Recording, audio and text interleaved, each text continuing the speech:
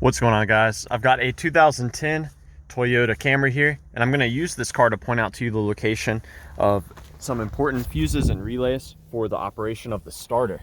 So we're going to start here.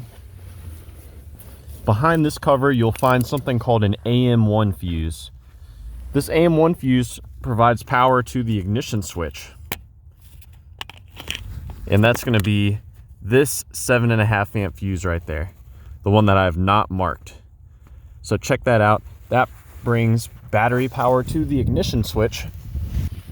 And when you turn the ignition switch to the start position, that power is then sent to the computer through your neutral safety switch or your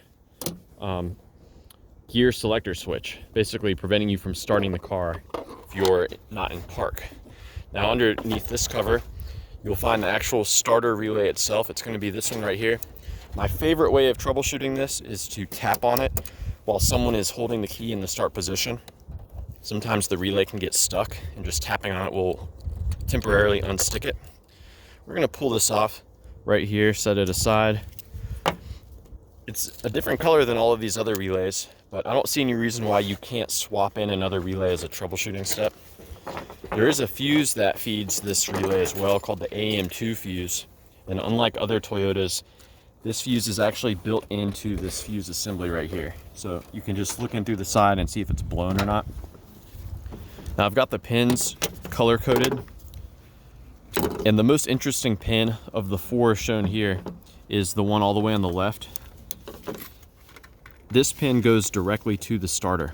So you can actually apply power directly yourself to this pin, and that should result in the engine turning over if the starter's in good condition and the battery is charged up. I will caution you not to apply power here unless the car is out of gear or if it's park or neutral.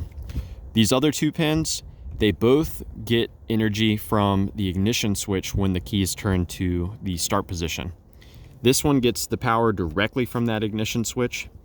This one gets power from that power going through the AM1 fuse through the different safety devices in the control module. This pin should have a constant ground. So yeah, I hope this info was helpful for you guys in figuring out the starter. Please note there are spare fuses on the back of this cover here. And let me know if you have any questions, or more importantly, any advice about troubleshooting the starter on your Toyota Camry.